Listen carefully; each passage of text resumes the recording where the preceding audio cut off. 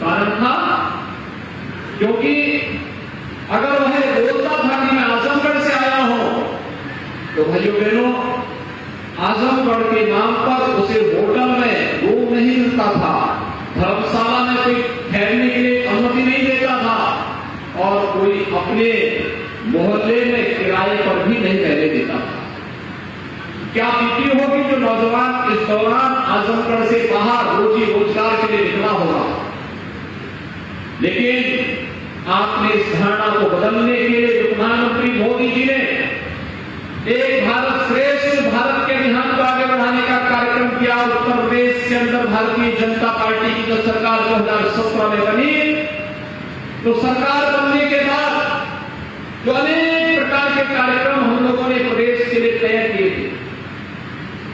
आजमगढ़ के अंदर भले ही हमारा विधायक न बना हो, भले ही हमारे सांसद न जीते हो, हमने लोकसभा चुनाव में भी आजमगढ़ की भी और लालगंज की भी सीट हम लोग हारे थे, लेकिन हमने आजमगढ़ के विकास को अवरुद्ध नहीं होने दिया। पूर्वांचल एक्सप्रेस वे प्रधानमंत्री मोदी जी ने इसी आजमगढ़ में आकर के जुलाई 2018 में उसका शिलान्यास किया था। भाइयों बहनों, मैं आप सबको इस बात के लिए आश्वस्त करने के लिए आया हूं। लेकिन हमारा कोई सांसद और कोई विधायक रहा हो न रहा हो, कोरोना कालखंड में 3 बार मैं आजमगढ़ आया था, आज फिर आजमगढ़ में आया हूं और मैं फिर आपसे कहने के लिए आया हूं।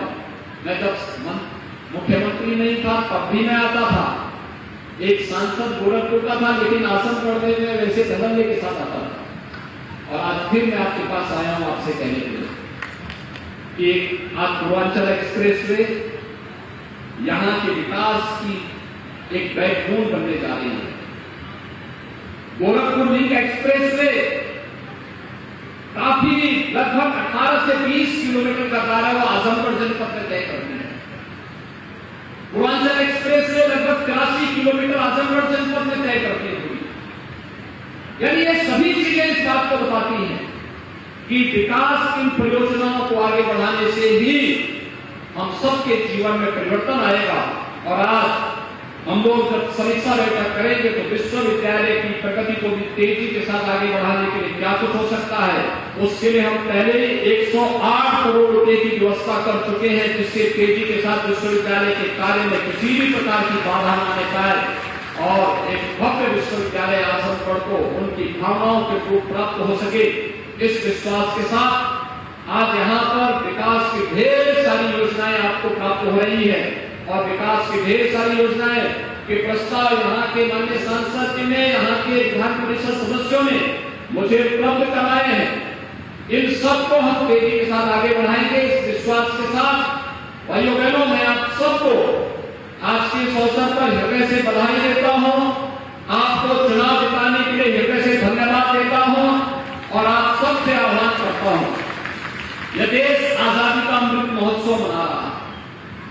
आजादी का अमृत महोत्सव का मतलब हम सब सौभाग्यशाली हैं कि देश की आजादी के अमृत महोत्सव के साथ हम सब यानी 75 वर्ष की इस महोत्सव के साथ हमें जुड़ने का सौभाग्य प्राप्त हो रहा है और 75 वर्ष के सौभाग्य के साथ हम जुड़ रहे हैं। एक प्रधानमंत्री मोदी जी ने देश के लिए कुछ संकल्प दिया है। 13 अगस्त से 15 अगस्त के बीच हर घर तिरंगा का कार्यक्रम होना चाहिए। हर घर में तिरंगा लहराना चाहिए। लहराएगा ना तिरंगा? हर घर में हर घर तिरंगा लहराएंगे। सभी लोग सहमत हैं? दोनों हाथ लगा के बोलेंगे मेरे साथ, दोनों हाथ लगा के भारत माता की। तो 13 से 15 अगस्त के बीच हर घर में तिरंगा लहराना चाहिए। लहराएगा ना? दूसरा, इस दौरान स्थानीय स्तर पर हमारे स्कूलों को, कॉलेजेस को एक अभियान चलाना चाहिए कि हर गांव में, हर कस्बे में कोई ना कोई क्रांतिकारी आजादी की लड़ाई के साथ अपने आप को समर्पित किया था। ज्ञात और अज्ञात उन सभी क्रांतिकारियों को के नाम को फिर से हम इतिहास के पटल पर अमृत साहब के रूप में आगे बढ़ाएं। स्कूल कॉलेजेस को स्पोर्ट के साथ जोड़ना चाहिए और उसका एक संकलन अपने विद्यालय स्तर पर फिर जनपद स्तर पर करवाना चाहिए। एक बड़ा कार्य होगा। प्रभात फेरी निकले, तमाम प्रकार के रचनात्मक कार्यक्रमों के साथ लेखन प्रतियोगिता हो, क्रांतिकारियों के वेशभूषा में फैशन शो हो और भी अनेक कार्यक्रम चल, लेखन प्रतियोगिताएं का आयोजन हो, वीर रस की राष्ट्रभक्त से जुड़ी हुई कविताओं का गायन हो। ये तमाम कार्यक्रम तो हमें करने ही चाहिए, लेकिन साथ साथ जब ये देश आजादी का शताब्दी महोत्सव मना रहा होगा, भाइयों बहनों, जब ये देश आजादी के 100 वर्ष पूरा कर रहा होगा, उस समय हमें कैसा भारत चाहिए। देश की आजादी के शताब्दी महोत्सव के लिए हम सबको अपने आप को तैयार करना होगा और यह तब हो सकता है जब हर भारतवासी अपनी जिम्मेदारियों का निर्वहन करते हुए, अपने कर्तव्यों का निर्वहन करते हुए पूरी ईमानदारी के साथ एक संकल्प ले ले कि मुझे स्वयं के लिए, अपने गांव के लिए, अपने नगर के लिए, अपने विकास खंड के लिए, अपने जनपद के लिए और अपने प्रदेश और अपने देश के लिए कार्य करना है और उसे महानता की ओर अग्रसर करना है, तो भारत को दुनिया की सबसे बड़ी ताकत बनने से कोई भी नहीं रोक सकता है।